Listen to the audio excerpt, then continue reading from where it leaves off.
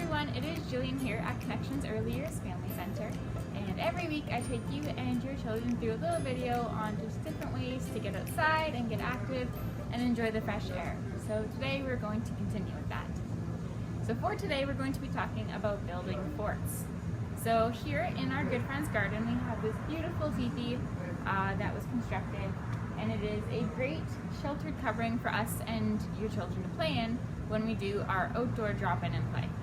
However, at your home, you're obviously probably not going to have a structure like this. So we're going to be talking about a couple different ways that you can build forts right in the comfort of your own home. So I remember I have really great memories of playing with my cousins in either forts that we built out of cushions or sheets or tree branches in our backyards. And I hope that some of you had those same great memories, because we're going to try and recreate that today.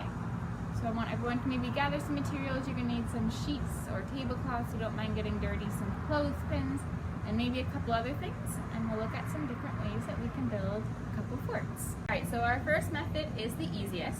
So all you need again is that bed sheet or tablecloth that we talked about and 2 chairs. It can be any kind of chair. If you don't have patio chairs, you can bring them from your kitchen, or you can even just turn over a table on its side. Whatever easiest for you. You just take your sheet,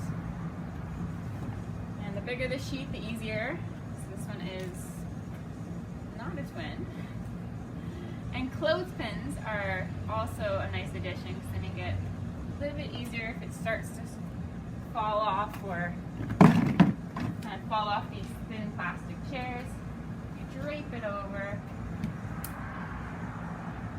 put your clothespin on, and you have a little fort, which is not the biggest fort because our chairs are not that tall, but that's okay. For your little one, it will be the perfect size. Another method we can do that's a little bit harder, but it'll give us a bit of a higher fort so you're not quite crouched under there as much, is you can use a fence. So this is our fence in our good friend's garden.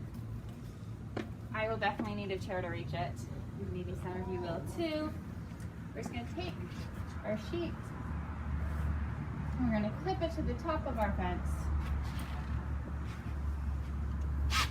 Again, don't feel bad if you need a ladder or some stools to do this, depending on the height of your fence. Might be quite a ways up. So we're going to clip our blanket or our sheet to the top of the fence.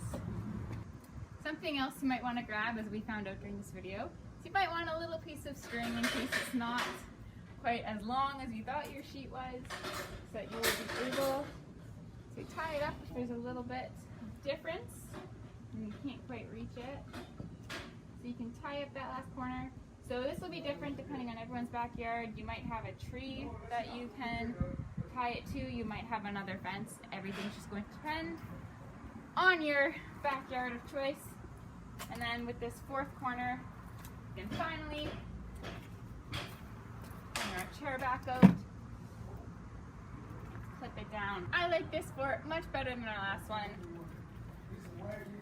because it is much roomier underneath here. It's also not on the cement, so it's nice and soft. And yeah, so that's a second way you can build a fort, is using a fence instead of just chairs. It gives you a nice level of height and a little bit more flexibility on where you're building it.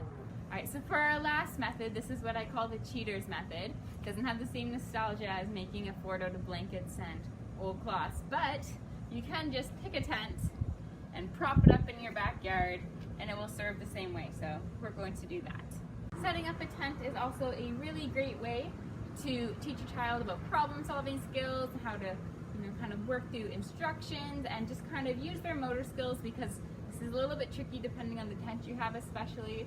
So it's a really great skill for them to pick up early. So there you go. There are 3 very different ways that you and your children can set up a fort in your own backyard. There are lots of benefits to having a fort.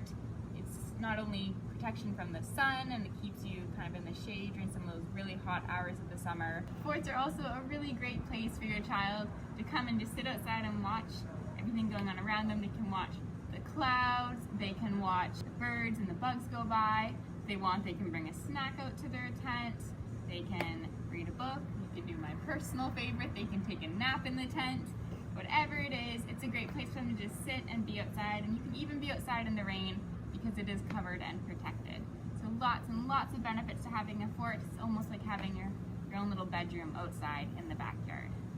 So just a couple more things before we close off for today. As always, thank you for watching. There will be a link posted with some additional resources attached, as well as all the benefits of building a fort, such as the benefits to fine motor skills, problem solving, thinking, all of those things that we want to help our child develop.